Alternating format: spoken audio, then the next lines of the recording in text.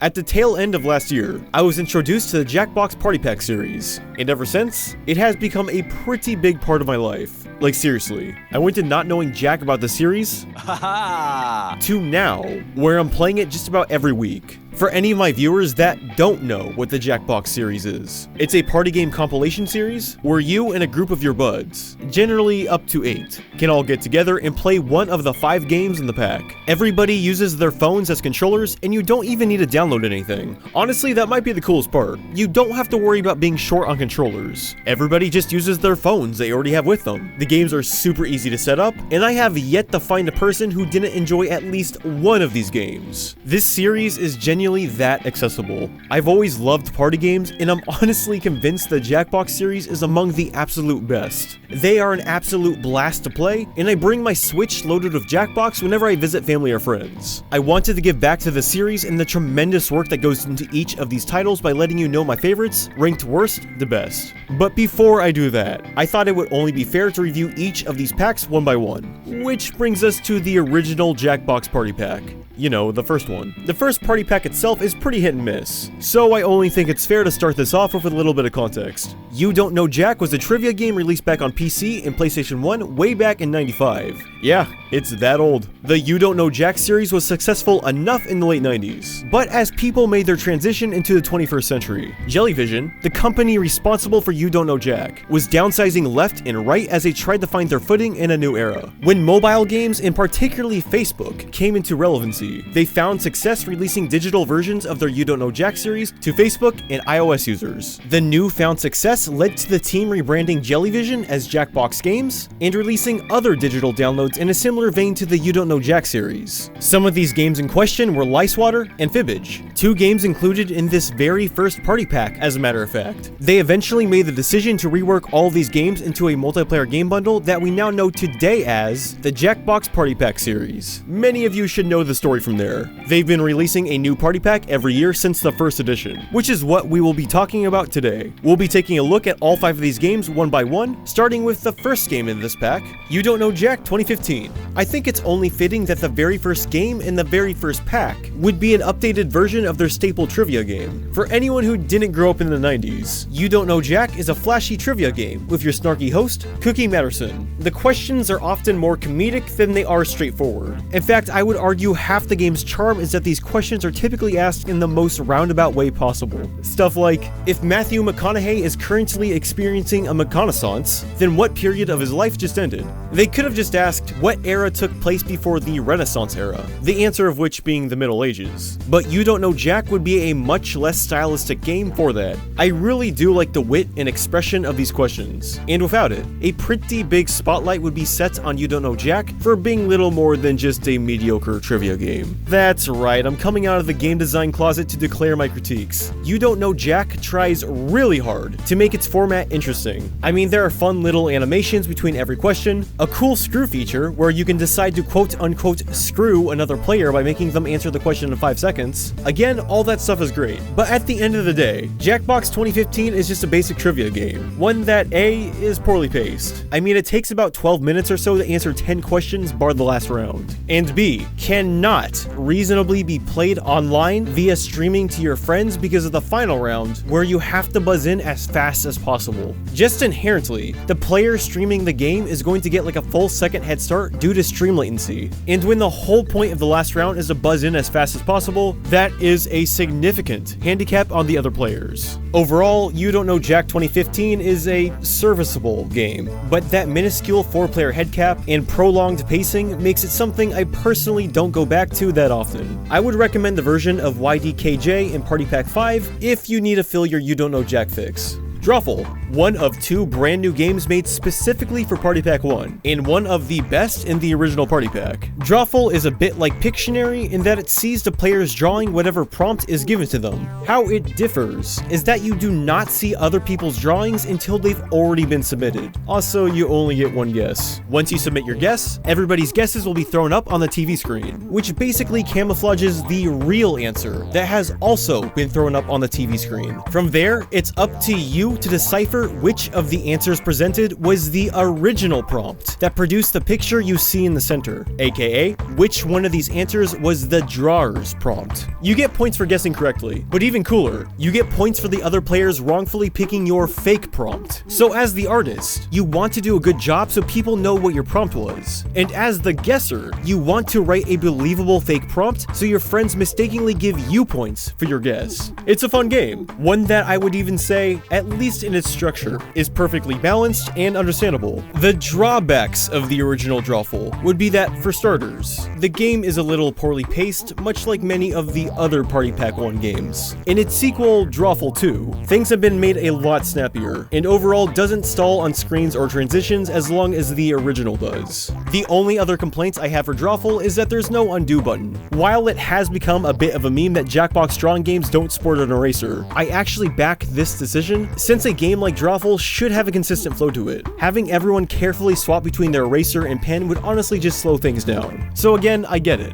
However, an undo button is just a press of a button. No switching tools or anything. Undo buttons are super quick and straight to the point. And let's face it, if you're using your fat sausage fingers to draw on a tiny smartphone, you're going to make some goofs. That would be a small addition that not even Drawful 2 has. And I hope will get added if they ever decide to do a Drawful 3. Overall, while Drawful 2 is clearly the better choice, the original is still a great game to play. Spud is the other game not based off a previous game, and instead was specifically made for this party pack, and unlike Drawful, it definitely feels like it. So you'll be given a word like hair. From there, you have to attach a fitting word or phrase to said word, like ball, so it'd be hairball. Then the next player has to play off the last word you wrote, so if they did have ball, they could write sack, so then it would be ball sack. And, yeah, that is quite literally the full extent of Spud. No other gimmicks are ways to screw over other players. I mean, you get to accept or deny what your friends are submitting, but that really doesn't add much. Especially since there's always that one person in the group that dislikes anything they see on the screen, like there's some Redditor on r/gaming. It hardly functions as a game, and I found it was most fun when completely ignoring the rules, and instead, using your submissions to create a run-on sentence or story. Being completely fair, it is amusing to play this way, but if a game is only fun when you're playing it wrong, that's probably not the sign of engaging game design. Moreover, I really didn't understand the game at first when I initially played it. Not because the game is complicated or anything, but because 1, the game is extremely open-ended, and 2, all you get in the way of a how-to is a brief, vague description you can read before loading the game. There's sort of an in-game tutorial before you start a round, but since it just plays in the background of the lobby, it's easier than you may think to completely miss it. It doesn't help that Spud is the only game in the entire Jackbox series to not have any form of host or narrator. Even Bomb Corp, that doesn't have a host in the traditional sense, still has office workers that narrate the context of your job and explain the rules. Really lame idea for a game, only fun when you're playing it wrong.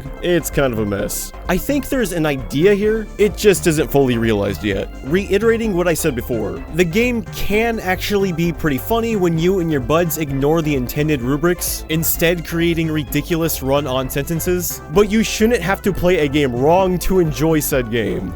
Swatter. Originally a single-player mobile game affair, Swatter was adapted to a 100-player party game in Party Pack 1. Yes, you heard that correctly.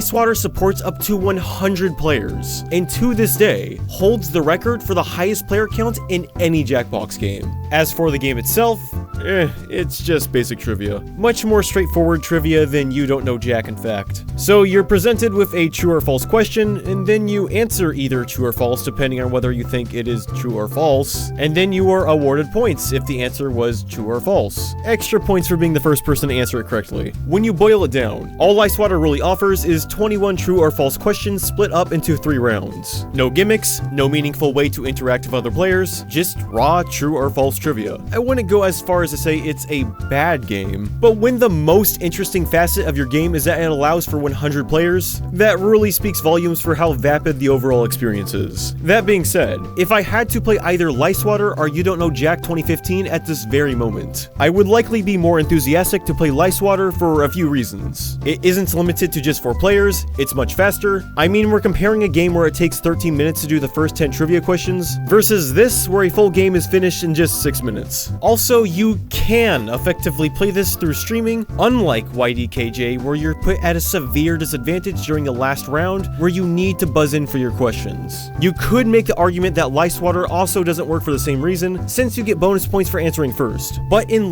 Swatter, you are more restricted by the webpage reloading on your phone so you can answer, compared to the screen just being slightly behind. I mean, you're not really reliant on the screen since all the questions are displayed on your phone as well. So again, I would say it's a pretty stream-friendly game.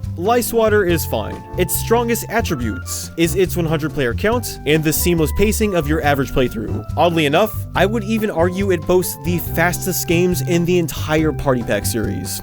Swatter is an uninspired game, all things considered, but those 6-minute games make it a far more appealing game than it would be otherwise. Lastly, we have Fibbage XL. Fibbage was originally released as a standalone game on the PS3, PS4, and Xbox One. As seen here, it was brought back in the first Party Pack as Fibbage XL. All the XL really means though is that this is the same version of Fibbage with some additional questions. Fibbage itself is kind of like Drawful if you replace the drawing with trivia questions. So the game will ask you a question, everybody types in what they think could be a believable answer. Then everybody's prompts are thrown up on the TV screen alongside the real answer. You get points for picking the right answer, and for other players choosing your fake answer. Pretty straightforward, but also pretty good. It's a little hard to go back to this one when later Fibbage games improved the formula with clever additions. Nonetheless, the original Fibbage is still a solid time. Not much else to say. Fibbage XL is straightforward and fun. And that's Jackbox 1. As you can tell, the first entry suffers from, frankly,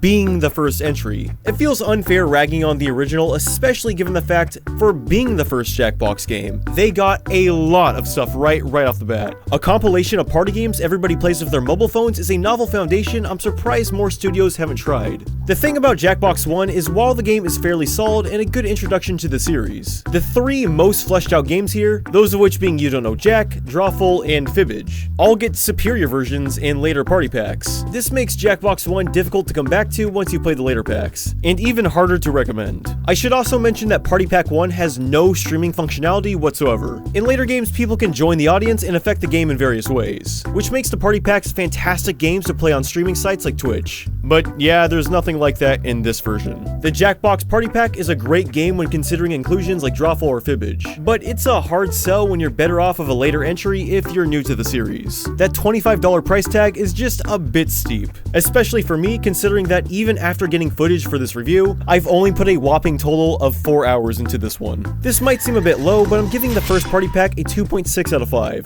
Reiterating what I said before, there are some great games here, and as far as first installments go, this is decently solid. Nonetheless, I think Jack 1 would be most worth its value at $10 or so, which, luckily, it goes on sale for about that price quite often. So if you see this game on a sale, and want to see how the series got its legs, this is a party you're not going to want to pass up. Hey, thanks for watching my first proper review in over 3 years. I'll be uploading every week until I cover all 6 Jackbox games, so stay tuned for that. I'd like to give a thanks to my patrons such as Abby Knutson, Aiden Ross, Amanda Guth, Asher Lehman, Cashinator, Jeffrey Long, John Hancock, Miles Mann, Nibs Caps, Praetorian Mars, Rami Batter, and Sonic Caddy. Thanks for watching, and until next time, have a good one.